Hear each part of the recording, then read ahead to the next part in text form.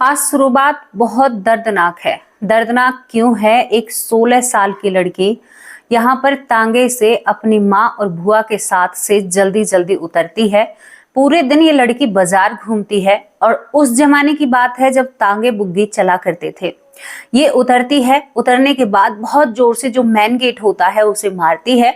और दोस्तों, इसने कहीं पर तैयारी कर रखी थी और ये यहाँ पर एक केरोसिन यानी जो तेल होता है उस तेल को अपने ऊपर उड़ेल लेती है, यानी उस तेल से स्नान कर लेती है। आपको इस तरह से बताऊं दोस्तों, एक माचिस की तिल्ली ये जलाती है और अपने आप को दूर भेजने की कोशिश करती है।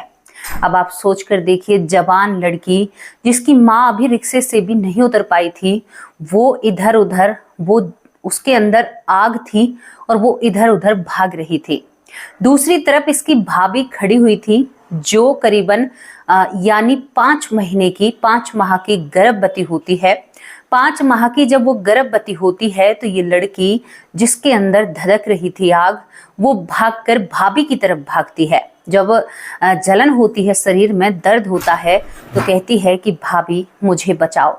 यानी आग की लपटों में आवाज दबी दबी सी सुनाई दे रही थी, लेकिन भाभी जो 5 माह की गर्भवती होती है, इस ननद को धक्का देकर और अपने आप को कमरे में बंद कर लेती है। दोस्तों, यहाँ पर ये सब कुछ देखने में बहुत डरावना और बहुत दुखदायी लग रहा है। दिल को बहुत तकलीफ हो रही है और मैं जब आपको बता रही हूँ तो मेरे अंदर कितना एक दुख और एक पीड़ा उभर रही है, मैं आपको शब्दों में बयान नहीं कर सकती।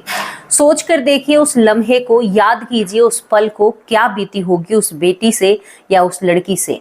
आखिर ये सब कुछ क्या चल रहा था इस घर में? क्यों एक जवान लड़की को ऐसा फैसला लेना पड़ा? क्या बात थी?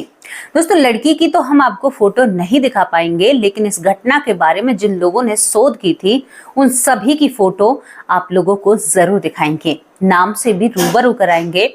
आखिर उस लड़की की जिंदगी में क्या परेशानी थी जो उसने ऐसा किया। यहाँ पर दोस्तों, क्यों भाभी ने ननद को बचाने की कोशिश नहीं की? क्यों उस भाभी ने ननद को धक्का दे दिया और अपने आप को कमरे में बंद कर लिया?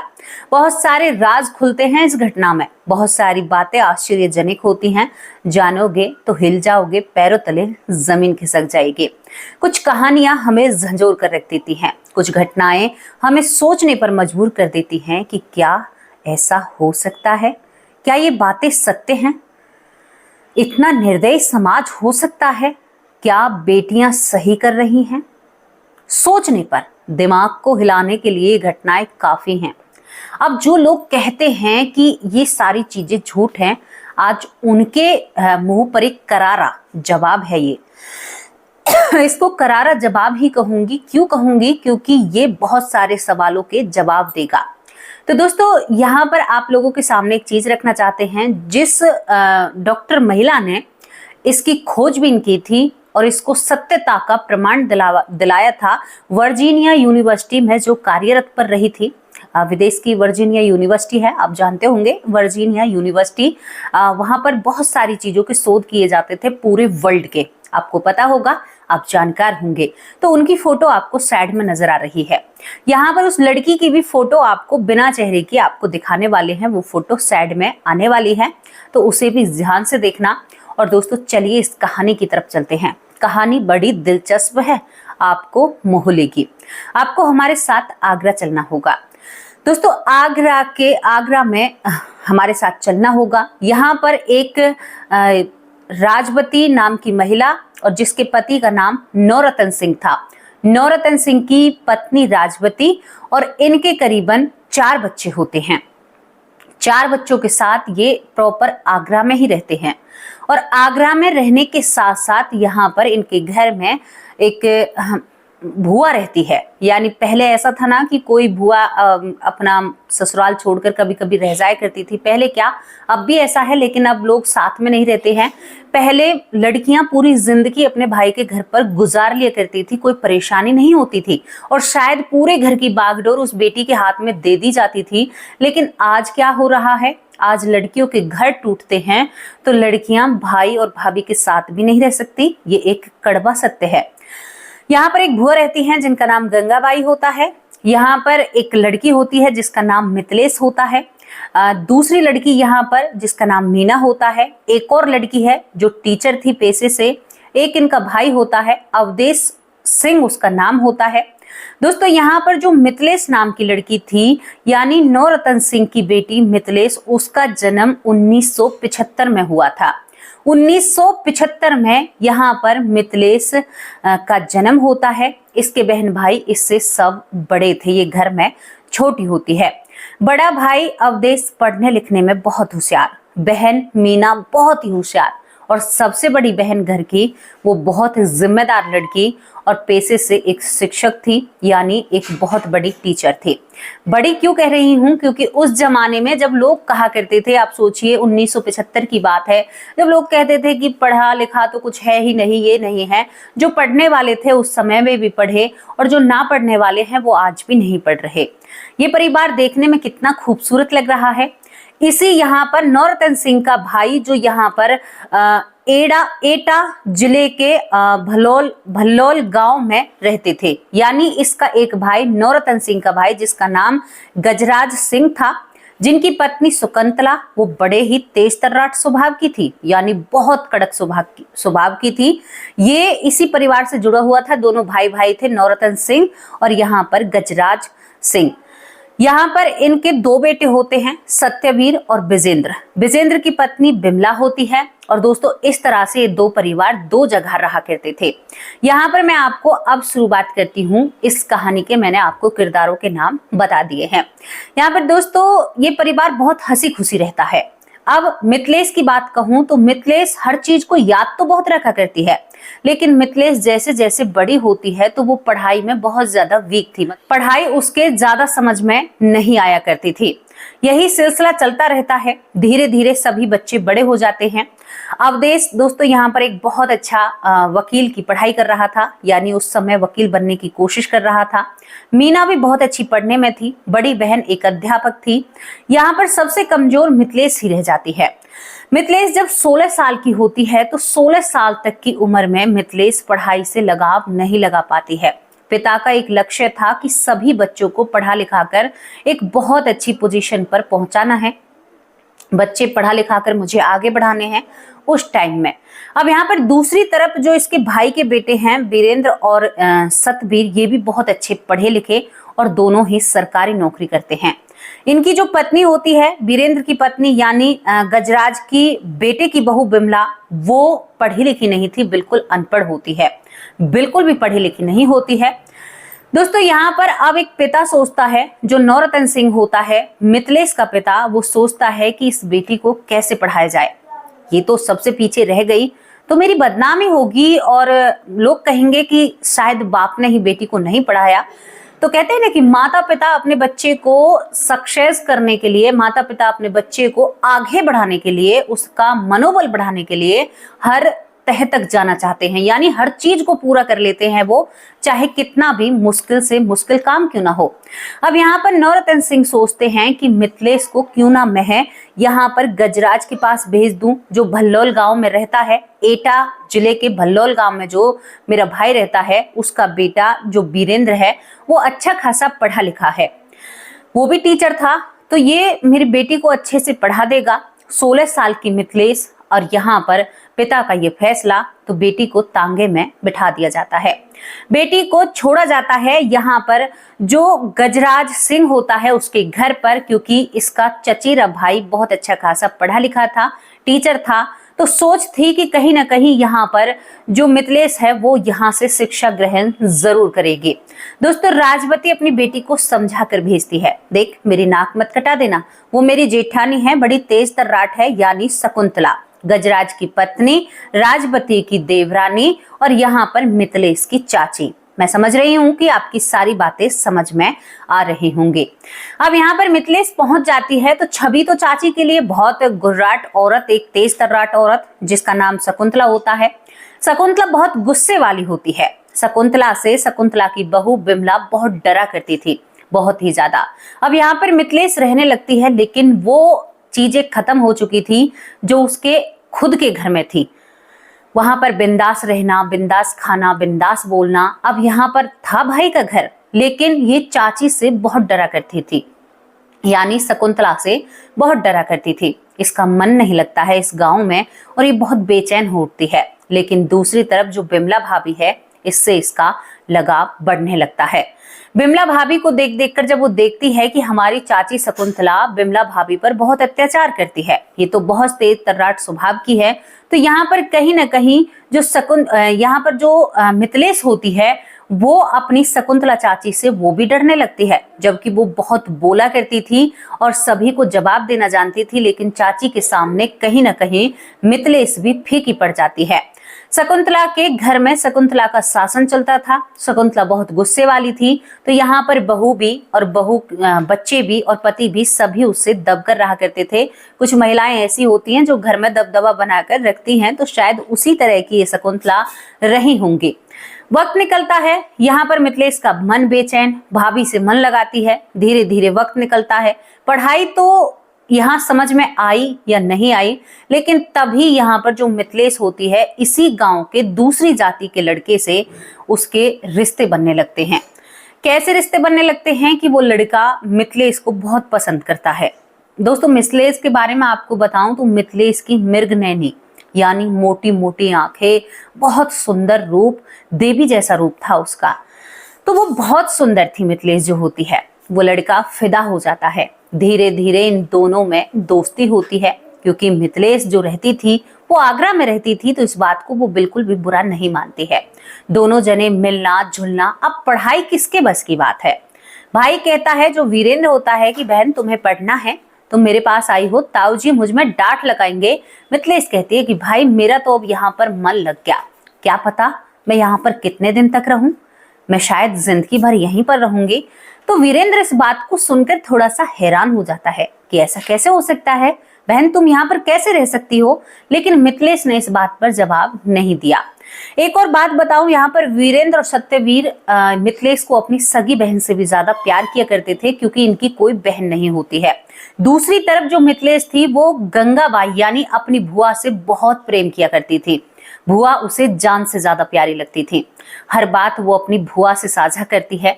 अब इस गांव के लड़के का नाम नहीं बताऊंगी आपको। इस गांव के लड़के से जिससे यहाँ पर यानी जो मिथिलेश है बात कर रही थी, तो बात इनकी परवान चढ़ने लगती है। प्रेम कहानी आगे बढ़ने लगती है और प्रेम को लगते लगते यहाँ करीबन साल भर कब बीत जाता है, ये खुद मिथिलेश को भी मालूम नहीं होता है।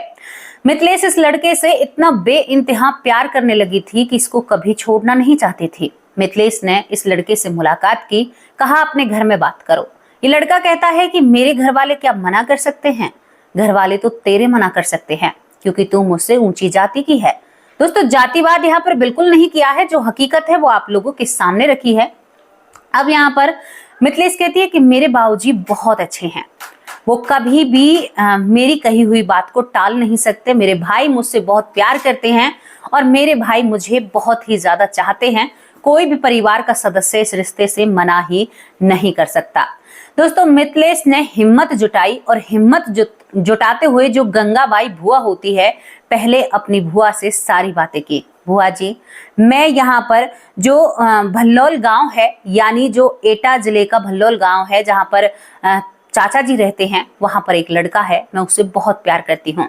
बुआ पहले खुश हो जाती है, हमारी बिरादरी का तो है, लेकिन तभी यहाँ पर मिथिलेश चुप हो जाती है। नहीं बुआ, हमारी बिरादरी का नहीं है।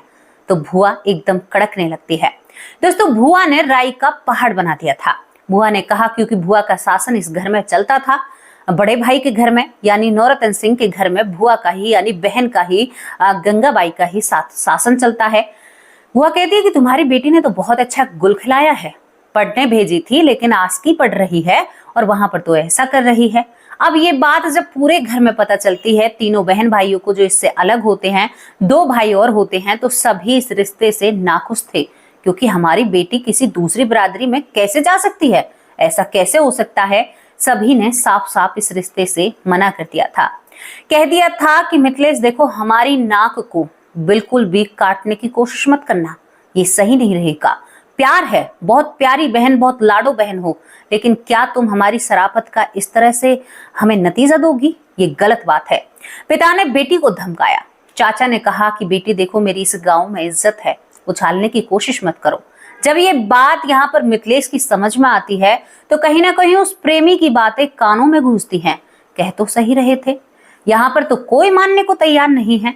अब मिथिलेश बिल्कुल उदास और मायूस चाचा चाची के घर में चुप एक कमरे में पड़ी रहा करती।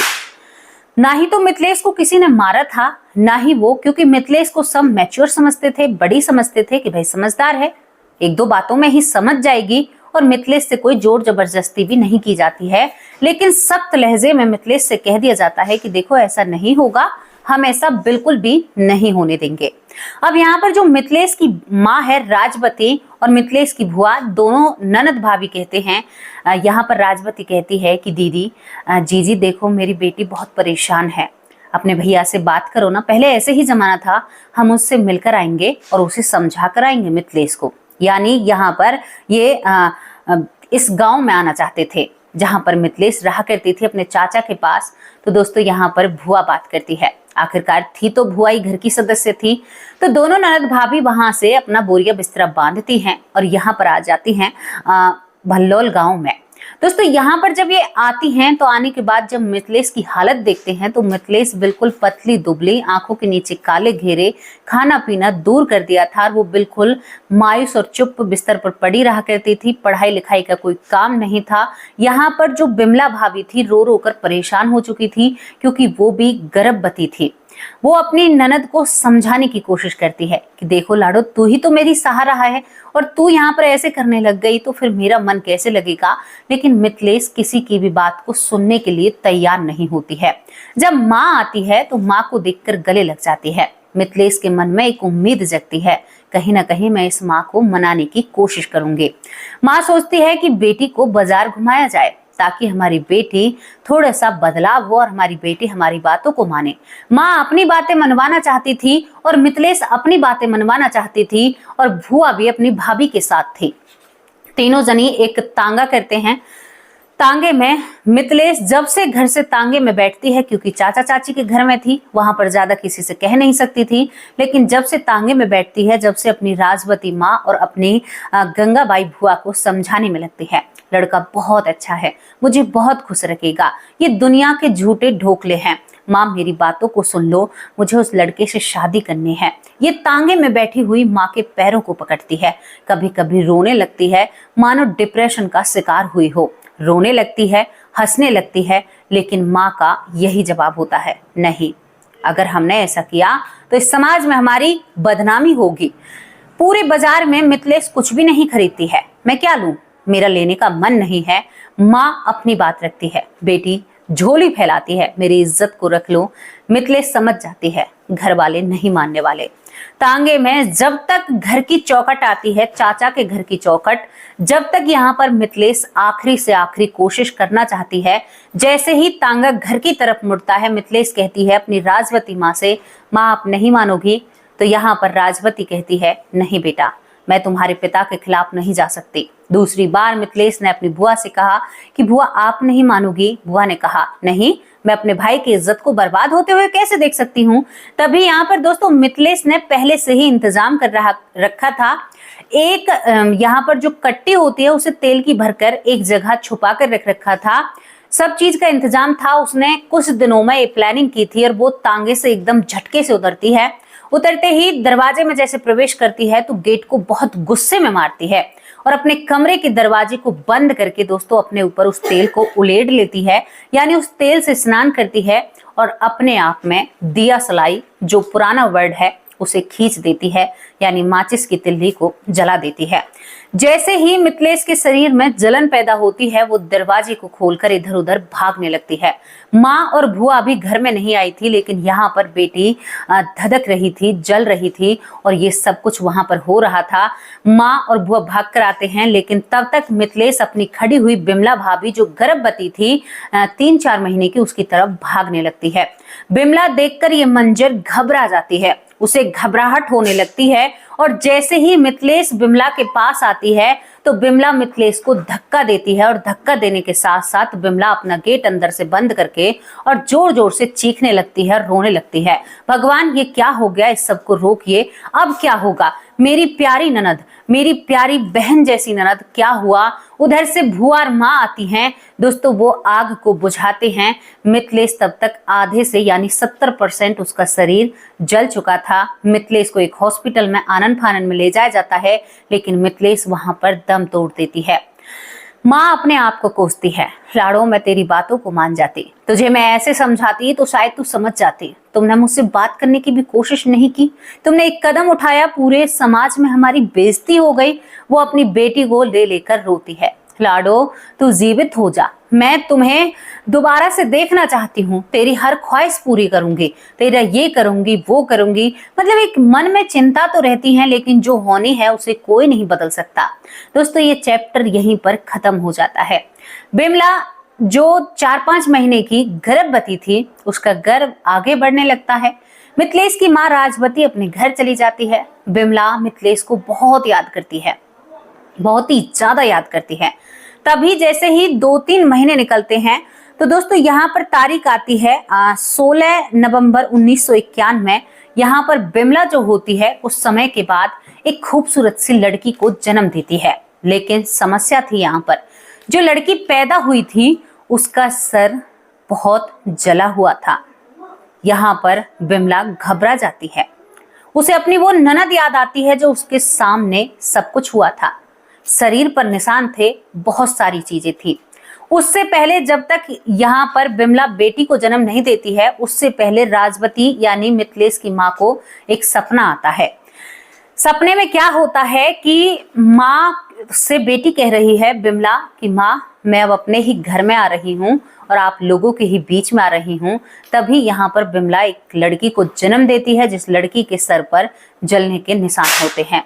अब यहाँ पर जो राजवती है इस बात को कह नहीं पाती है। राजवती ने अपनी ननद से तो इस बारे में बात कर ली थी, लेकिन वो किसी और से इस बात को साझा नहीं कर पाती है। दूसरी तरफ यहाँ पर जो लड़की पैदा हुई थी 1991 में, 16 नवंबर 1951 में जो लड़की पैदा हुई थी उसका नाम यहाँ पर रजनी रख दिया जाता है। रजनी नाम से इस लड़की को पुकारते हैं, लेकिन जैसे ही ये लड़की पग भरती है और चलने लगती है तो ये अपने घर वालों से कहती है मैं रजनी नहीं मिथिलेश हूँ। ये बात सुनकर यहाँ पर जो शकुंतला होती है यानी इसकी जो दादी इस जन्म में, वो हैरान और परेशान खड़ी रह जाती है।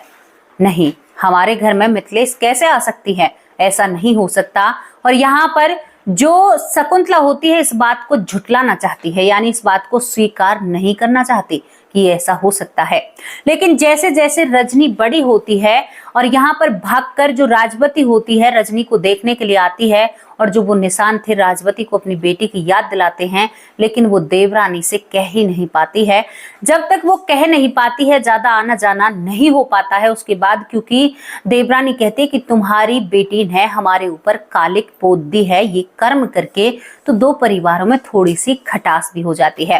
दोस्तों इसके बाद यहाँ पर रजनी बड़ी होने लगती है, और जैसे ही वो बड़ी होती है तो वो अपनी बहन मीना को याद करती है, अवधेश को याद करती है और कहती है यहाँ पर अपने दादाजी से गजराज से कि आप मेरे दादा नहीं हो, आप मेरे दादा नहीं हो, आप मेरे चाचा हो। मेरे तो बाबा यानी मेरे पापा जो नवरत्न सिंह जो यहाँ पर आगरा में रहते हैं, मैं वहां पर जाऊंगी, मैं आपकी पोती नहीं हूँ, आप मेरे चाचा हो। अपने पिता से कहती है कि आप तो मेरे भाई हो। अपनी भाभी यानी माँ से कहती है कि तुम मेरी भाभी हो, बिमला भाभी, लेकिन मुझे एक तकलीफ है भाभी, तुमने मुझे उस वक्त धक्का क्यों दिया। यानी 3-4 साल की उम्र में ये सब कुछ कहने लगती है।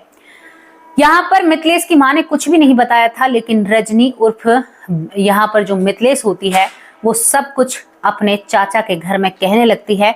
भाभी की कोख से वो पैदा होती है, और दोस्तों वो अपनी भाभी को अंत समय तक भी भाभी ही कहती है। माँ उसने अपनी भाभी को कभी नहीं कहा, और उसी रिश्ते को रखती है और जोर लगाती है कि मैं तो नवरत्न सिंह के घर में रहूंगी, मैं यहाँ पर नहीं रहूंगी, मुझे यहाँ पर नहीं रहना।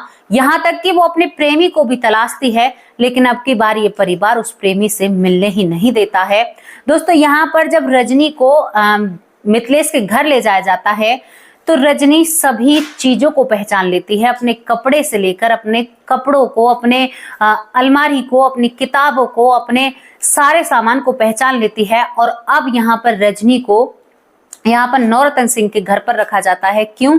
क्योंकि यहाँ पर जो प्रेम कहानी जिसकी वजह से ये पूरा हादसा हुआ था, उसे कोई भी दोबारा दोहराना नहीं चाहता था, ताकि उसकी यादें भूल जाए और वो उसी जीवन में रर मिल जाए, यानी घुल मिल जाए। दोस्तों वहां पर ऐसा होता है और ये लड़की अंत तक अपने जन्म को याद रखती है, अपने बीते हुए वक्त को याद रखती है। और यहाँ पर अंत तो अभी नहीं है, तभी हम आपको फोटो नहीं दिखा रहे हैं। तो ये थी वो सच्ची घटना जो आगरा की है। इस घटना पर डॉक्टर सतवंत पसरीचा, जिन्होंने वर्जीनिया यूनिवर्सिटी में भी काम किया था, उन्होंने इस केस को दुनिया के सामने खोलकर रख दिया था। उन्होंने हजारों पुनर्जन्मों पर स्टडी की थी। और आपको एक और बात बताऊं, 1980 से 1990 तक बहुत क्रेज था लोगों के अंदर पुनर्जन्म का। देश क्या विदेशों के लोगों के अंदर भी बहुत ज्यादा इच्छुक थे लोग कि पुनर्जन्म क्या गुत्थी है, सभी इसको सुलझाना चाहते हैं। तो दोस्तों इस लड़की के आज मैं साइड में फोटो भी लगाऊं तो आज भी बाल बिल्कुल यानी मतलब जो छोटी थी तो इसके सर पर बाल नहीं होते हैं जहां जहां निशान थे। यहाँ पर डॉक्टर सतवंत यानी एक महिला है, नाम ऐसा है इनका, डॉक्टर सतवंत वहां पर भी जाती है जहां पर जो मिथलेश होती है उसका पोस्टमार्टम होता है। तो वहां पर वो कोशिश करती है कि जो आज रजनी है, रजनी के जहां जहां बाल नहीं है सर पर, मैं जांच करूं कि कहां कहां से रजनी का शरीर जला था, जहां पर यानी मिथलेश का शरीर जला था, वो पूरी जानकारी निकालना चाहती है। तो दोस्तों इस घटना के बारे में आप क्या कहोगे? एक सच्ची घटना थी, एक बेटी वापस आती है और बहुत जल्दी करती है वापस आने की, तो ऐसे भी आत्मा प्रवेश हो जाती है गर्भ के अंदर। और ये सच्ची घटना है, 100% सत्य है, इसको कोई झुटला नहीं सकता। तो कैसी लगी आप लोगों को अपनी राय कमेंट बॉक्स में जरूर रखना। अब यहाँ पर मेरे परिवार की बारी है, जो मेरा परिवार मेरे साथ खड़ा रहता है, मेरा प्यारा परिवार। 2 दिन से परिवार पर ध्यान नहीं दे रही हूं मैं, तो आज परिवार से ढेर सारी बातें की जाएंगी, तो सभी अपना अपना कमेंट रखना, आप सभी लोगों से बातें करूंगी। किरण वालिया बहुत बहुत धन्यवाद, जय श्री 16 बहुत अच्छी कमेंट करते हैं, सीताराम बहुत बहुत धन्यवाद, मंजू चौधरी बहुत बहुत धन्यवाद।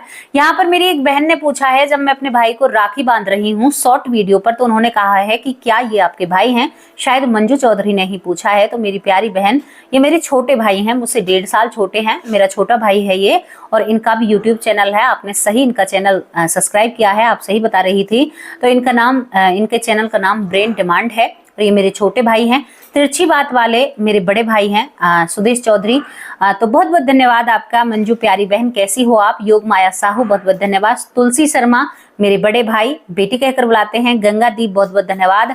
शिबंग वर्मा बहुत बहुत धन्यवाद। अनिल व्यास बहुत अच्छे भाई हैं। केवी ज्यादा राजकोट बहुत बहुत धन्यवाद। सुरेंद्र पालकौर विदेश से देखती हैं और हमेशा तारीफ करती हैं। थैंक यू प्यारी बहन, आप बहुत अच्छे कमेंट करती हैं। विमला दलाल मेरी प्यारी माँ कैसे हो आप? मीनू मिश्रा बहुत बहुत धन्यवाद प्यारी बहन। योगेश कुमार बहुत बहुत धन्यवाद। अंजलि बहुत प्यारी बहन है। सरयू बाला बहुत प्यारी बहन है। ज्ञान तारा सरस्वती बहुत बहुत धन्यवाद। यशवंती माँ कैसे हो आप? ललिता यादव मेरी प्यारी माँ कैसे हो आप? अब तो बेटी को भूल गए हो आप। दीपक कुमार बहुत बहुत धन्यवाद। विक्रमजीत बहुत बहुत धन्यवाद। यहाँ पर नारायण स्वरूप बहुत बहुत धन्यवाद। बबीता सिंह दिल्ली से बहुत अच्छी बहन है, बहुत अच्छे कमेंट करती हैं। राधा मिश्रा बहुत बहुत धन्यवाद। बिटी का बॉस कैसी हो प्यारी बहन? सीता शर्मा मेरी बहन जो जिनके पति फौज में हैं, बहुत प्यारी बहन है, बहुत बहुत धन्यवाद। गुलाब मालविया बहुत बहुत धन्यवाद। प्रीति बहुत बहुत धन्यवाद। सुनील सैनी बहुत बहुत धन्यवाद। अंजना कुमारी बहुत अच्छी बहन है, अंजना कुमारी। शुभंगी रायकर बहुत बहुत धन्यवाद। आनंद धम बहुत बहुत धन्यवाद। आनंद धम बहुत बहुत धन्यवाद। गीता उपाध्याय कैसी हो बहन? सरयू वाला बहन आपका हम 2 बार नाम ले रहे हैं, पता है आपको। हरीश बहुत बहुत धन्यवाद। सुमन देवी बहुत अच्छी प्यारी बहन है, बहुत प्यारी बहन है मेरी। लखन लाल सोनी बहुत बहुत धन्यवाद। यहाँ पर डॉक्टर सुरेश सोनी मेरे प्यारे भाई बहुत अच्छे कमेंट करते हैं। कैसे हो भाई? वंदना चंदेल बहुत बहुत धन्यवाद। ललिता बहन कैसी हो आप? महेंद्र पांचाल बहुत बहुत धन्यवाद। विनोद भाई बहुत बहुत धन्यवाद। पुष्पा पांडे बहुत बहुत धन्यवाद। सीमा अरोड़ा दिल्ली से मेरी प्यारी बहन है, हमेशा बहुत प्यारे कमेंट करते हैं, थैंक यू मेरी प्यारी बहन, बड़ी बहन। श्याम सुंदर बहुत बहुत धन्यवाद। नीलम विक्रम बहुत बहुत धन्यवाद। शकुंतला बहन कैसी हो? आज तो आपका नाम हमारी वीडियो में है। रीता देवी बहुत बहुत धन्यवाद। यश कैसे हो? यहाँ पर सीमा लखनऊ से बड़ी बहन बहुत अच्छे कमेंट करती हैं। प्रवेश भाई बहुत बहुत धन्यवाद। सीता मौर्य बहुत बहुत धन्यवाद प्यारी बहन, कैसे हो आप? सीता मौर्य मेरी माँ है, मुझे बेटी की तरह रखती हैं। मधुप मनमा कैसे हो आप? बहुत अच्छे कमेंट करते हो। नीता कुंतल मथुरा से, वो भी बहुत अच्छे कमेंट करती हैं, बेटी कहकर बुलाती हैं, बहुत बहुत धन्यवाद प्यारी बहन। हरी राव बहुत बहुत धन्यवाद, हनी राव बहुत बहुत धन्यवाद, रमन जी बहुत बहुत धन्यवाद, मीनू बाला बहुत बहुत धन्यवाद, हरीश नारायण बहुत बहुत धन्यवाद। ऐश्वर्या माँ कैसे हो? हम तो नहीं भूले, शायद मेरी माँ हमें भूल रही हैं। माँ आप हमें जवाब दीजिए। पीहू हेला मेरी प्यारी बहन बहुत अच्छे कमेंट करती हैं। संतोष चौधरी बहुत बहुत धन्यवाद। अरविंद पांडे बहुत बहुत धन्यवाद। शशि अग्रवाल बहुत बहुत धन्यवाद। तारा देवी बहुत अच्छी बहन है जो अपने बेटे की आईडी से हमें देखते हैं। डॉक्टर सुरेश सोनी दोबारा नाम आया है यहाँ पर। बहुत अच्छा हमारा परिवार है और बहुत ही उम्दा कमेंट करता है। महेंद्र दीक्षित भाई कैसे हो आप? आपके कमेंट भी बहुत अच्छे होते हैं। बहुत सारे नाम ऐसे हैं यहाँ पर। ज्योति श्रीवास्तव जो नाम रह गया है, मेरी प्यारी माँ है, बहुत अच्छे कमेंट करती हैं। बिमला दलाल माँ, वो भी बहुत प्यारे कमेंट करती हैं। मेरी कई माएँ हैं जो रह चुकी हैं, जिनके नाम मैं नहीं ले पाती हूँ क्योंकि वीडियो बहुत बड़ी हो चुकी है। जो बाकी के नाम हैं उन्हें कल लिया जाएगा। अब आप लोगों से मैं विदा लेना चाहती हूँ। कल हाजिर होंगे एक सच्ची और अच्छी स्टोरी के साथ। तब तक के लिए नमस्कार, जय हिंद, जय भारत।